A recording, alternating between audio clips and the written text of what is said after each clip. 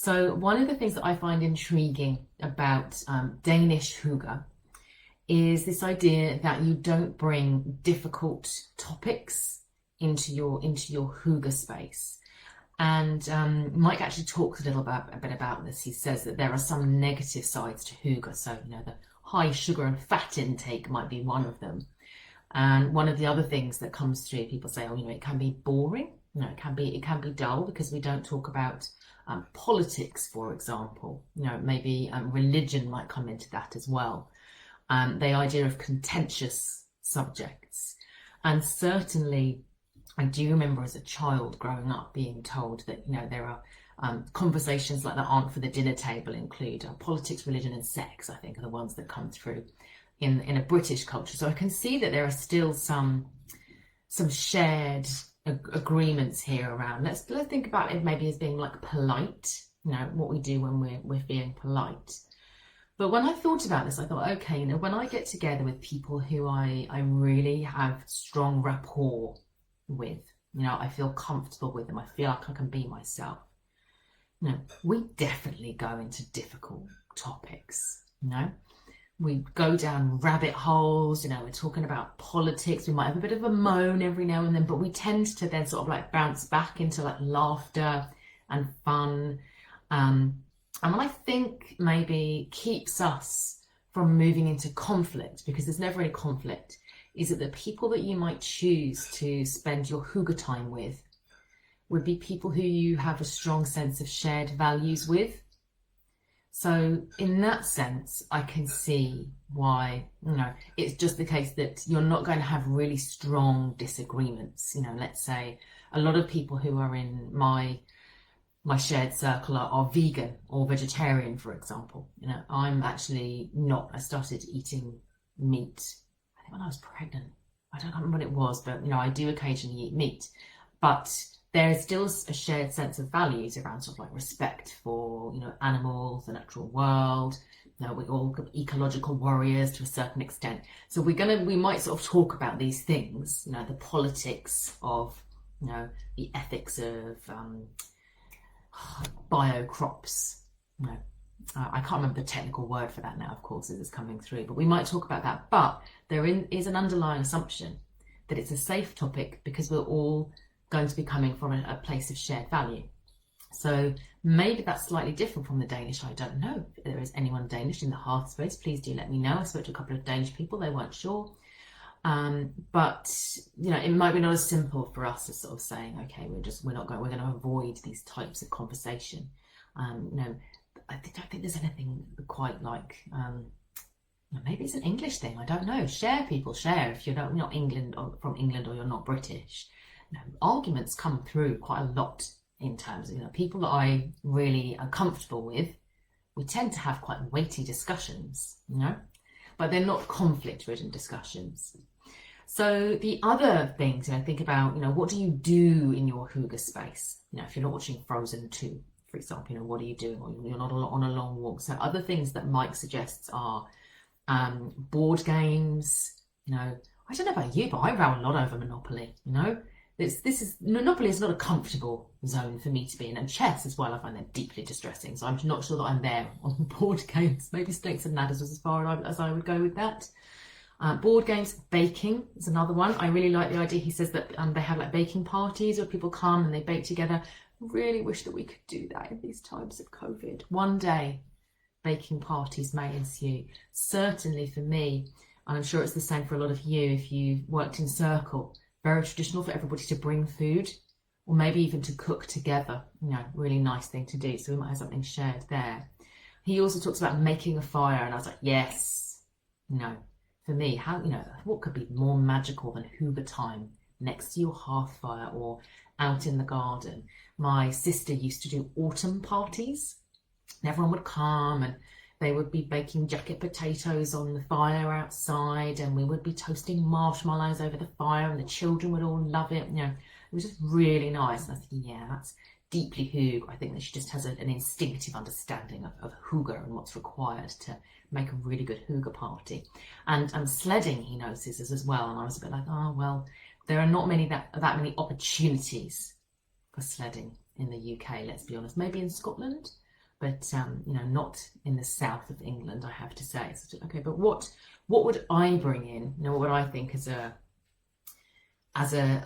British amendment, a sort of editing of hygge, to still maintain that sort of tingly, safe, comfortable, playful, charming the senses feeling of hygge. So the things that I would probably add would be crafting, any form of crafting, crochet, knitting, spinning. I love spinning.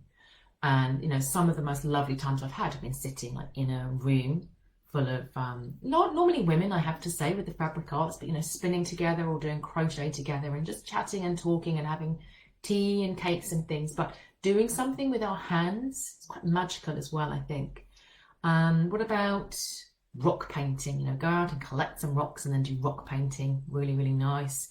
Zen colouring. I also thought, there's really beautiful colouring books. If you're not, like, some people are just really artistic anyway, and they're going to be able to do, lovely art.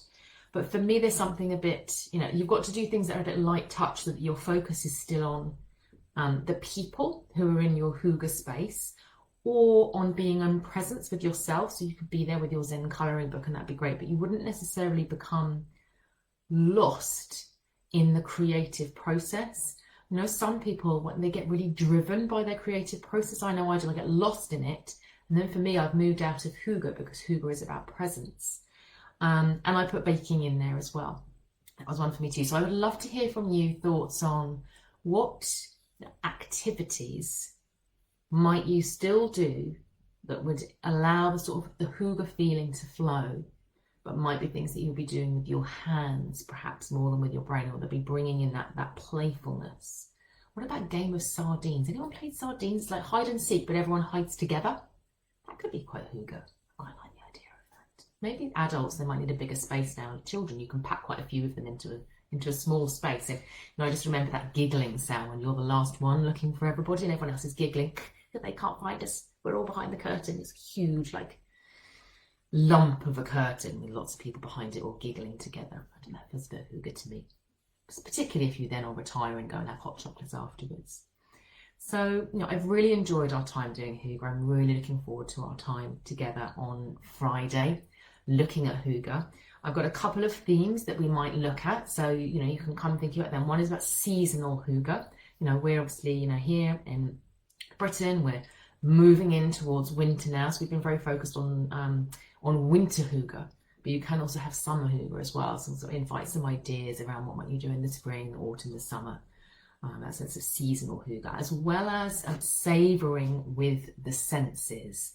So what's the smell of hygge? What's the the visuals of hygge? So if you can join us, do come along. If you can't, post in the space and we'll talk about your ideas, and that'll be lovely. I also wanted to give you a heads up that I've been thinking about our theme for December, coming through, and I'm going to go with the silent mysteries of the winter season, which might sound a little bit like, oh, what's that all about? So I'm going to go into this more, and I'll do a live or a post about the theme coming forward. But for me, the reason I've gone with silent mysteries is because the Christmas period, we're a Christian country here in the UK, and Christmas is a big thing, can be very loud. It can be very loud, it can be very noisy, lots of socialising, lots of out and abouts. And certainly within the Germanic traditions, but I think within a lot of spiritual traditions as well, the winter time, yes, there is time for feasting and celebration, but there's also, I think, a deep spiritual and magical work that needs to happen during this time. So I'm thinking, for example, about the Mothers' Nights, the Nights of the Mothers that take place over the same period of time, when women during that time were often, traditionally, it was the right thing to do would be to lay down all of your work and almost to be in this sort of reflective, visioning space through that time. And I did a channeled, it was more than a story. I used to do sort of oracular channelings for Shaman of the North, which was a program that I used to do for the Shamanic Voice podcast radio station. is that podcast station? I don't know what it's called. Lots of people all doing programs. And my program was the Shaman of the North. And I did a piece called The Hearth Mistress, which is a channel piece about a woman, certainly in a Germanic country. It wasn't Britain, I don't think. I think she was possibly in like Germany, Austria. And it was all about this honouring that she did, this very deep sort of ritual process that she went through, and her role as a keeper of some of the darker mysteries for her tribe or her people. I'm not going to go into too much into that because we're going to be exploring that through the coming month. But, we're thinking about hearth mysteries, the silent mysteries, the quiet mysteries, the hidden mysteries that can often become obscured during Christmas time. So that's going to be our theme. So I'm really looking forward to working with you on that. But, let's get our hygge on so that we can carry that through, this winter season and on into the coming year. And then we'll start looking at these, the quieter mysteries, the hidden depths, the roots. You might think about it with the trees. I think I've mentioned this before, the idea of the sap drawing in down into the roots of the trees during the winter season. That's where the magic happens, under the surface. So we're going to be delving into those.